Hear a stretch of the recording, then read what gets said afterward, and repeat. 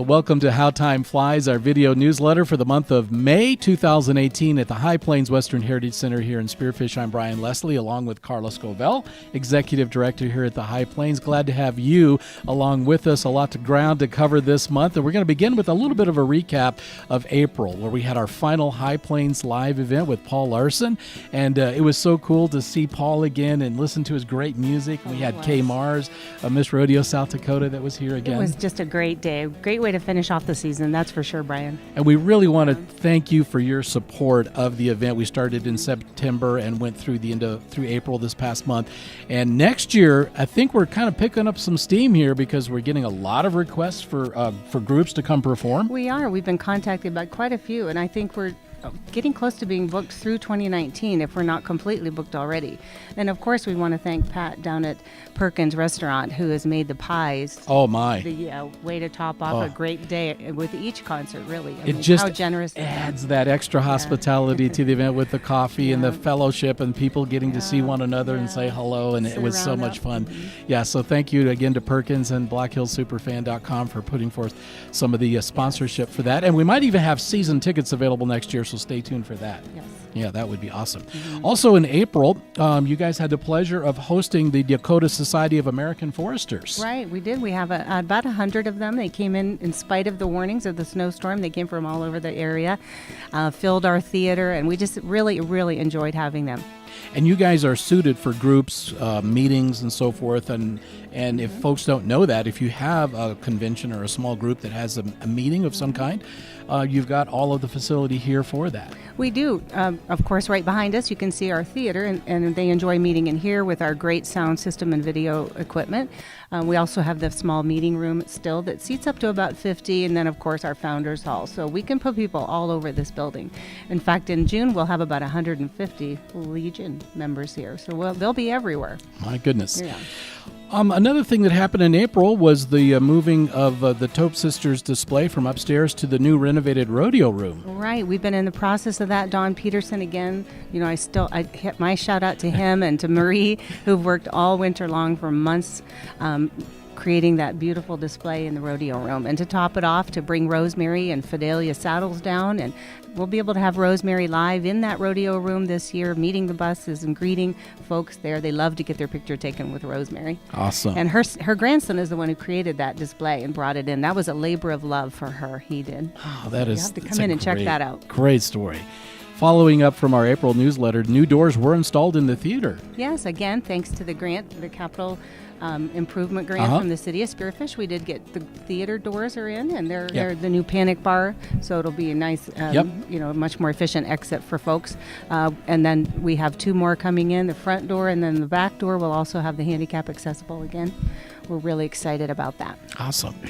Also this last month, you guys were hosting the student duck stamp display that was here, thanks to Karen Holzer from the DC Booth Hatchery. Yes, and that'll be here through the first week of May. Through the first week of May? Yes. Yep. Oh, beautiful artwork from those students, too. It's amazing. Those kids did a great job. It's beautiful. They really did. And Bonnie Halsey Dutton's work will also be on display through very early in May, too. Yes, her beautiful work has been in our gallery since late February, and it'll be here through that, like you said, that first week of May. Boy, it's amazing how much is going on when you get down to it. But one of the things that we saw with the loss of volunteer Shirley Ashley and of course Bobbie passing away, and part of the legacy for Shirley is that you're going to have a new you have your new refrigerator. We do, right? Yeah. So when people give gifts in memory of someone that was dear to us, we try to create something or choose an item that would really memorialize them, well. And even though a refrigerator seems a bit odd, it is the one way volunteers here have made quite a bit of money through the season. They store their beverages and they put them out for our guests. And right at the time that her memorial money was, we were receiving that here. The refrigerator broke, and it was just good timing. So we are very grateful for all those who contributed in her memory, and I think Shirley would be smiling about that. And then Bobbie, you mentioned Bobbie as well, right? We are still receiving gifts from her. Her legacy is vast. I mean, it is. Yeah. And it continues to grow as well.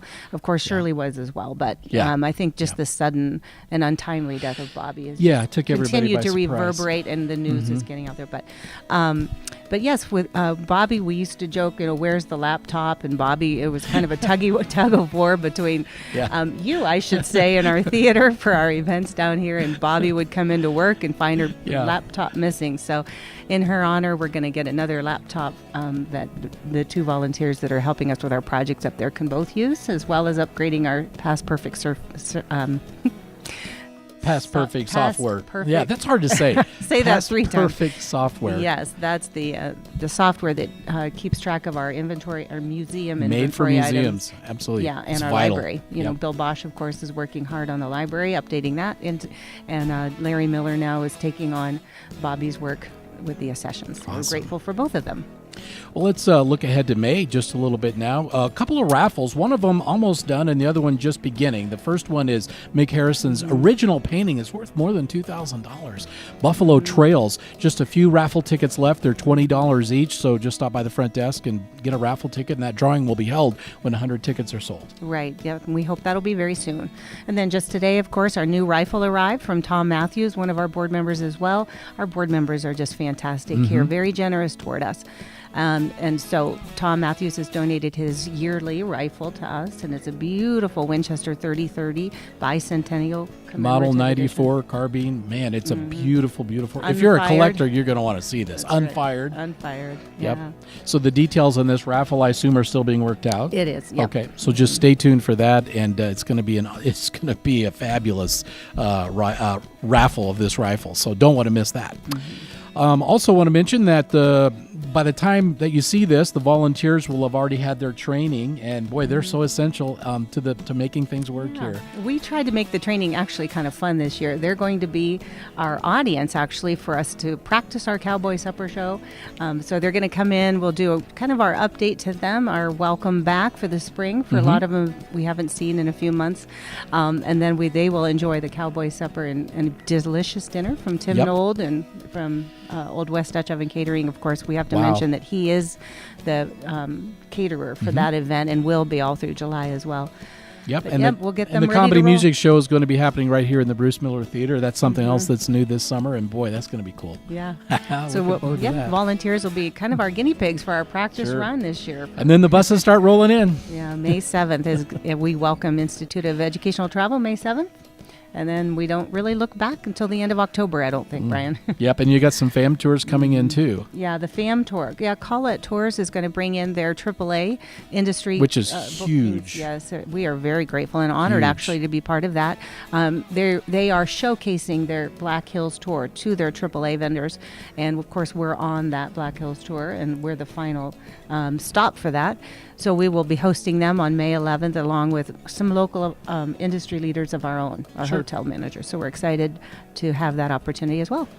Summer hours go into effect in May, too. You want to tell us what those are? May 1st through October 31st, our hours here are Monday through Saturday, 9 a.m. to 4 p.m., and Sundays 1 to 4. Okay, so you're open again on Mondays, as you are always every summer. That's really the only big change in our winter is that we're closed to the public on Monday, and that's where we get a lot. We're actually always here, but that's when we actually get something done.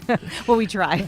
Another change coming. Well, it's not really a change, but it's coming back every season. I know that folks have been out fixing fence in the pasture in front of the center because the Longhorns are coming. Yes, we've been getting asked, when are the boys back? Well, they're coming in the next week or two. And even all the snow we've had hasn't destroyed our fence, so we're thankful for that. We do have a building toppled over sideways or back in the back, but we have to get that stood up. But other than that, we're ready to go.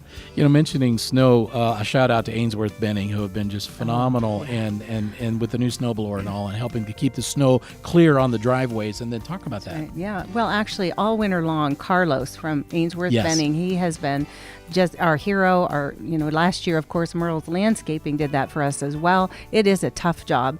And this year, of course, with our extra snow, Ainsworth-Benning has really done a lot of work for us. And they also come out and have their meetings here. And in April, as maybe some saw on Facebook, they also took our new snowblower and put it to use for us. There's such a great group of people over there. And and for that, we really need to thank Marvin Freed, one of our volunteers. Who right. Really I was in here one day when he was showing you how that snowblower operates. Yeah, he gave me a good lesson, and even I got going with it. But, he spent a lot of time and some of his own money to really get that ready to go. Awesome.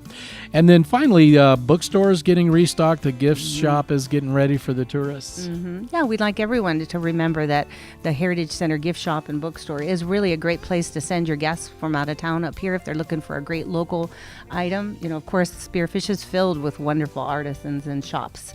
But don't forget about us up here as well. We have unique gifts, crafts, and wonderful jewelry, an extensive line of jewelry in Native American crafts, and a great selection of books as well. All right. Well, as the summer season begins, we remember to pray for Carla and all her volunteers. It's going to be a record-breaking summer. It really is. Yes, we're looking for a lot of people coming through our doors, and we're ready. All right. Well, thanks for tuning in for How Time Flies for our May video newsletter here at the High Plains Western's Heritage Center. Thank you, Carla. Thank you, All right. Brian. And really appreciate it. We hope to see you out here this summer. Right.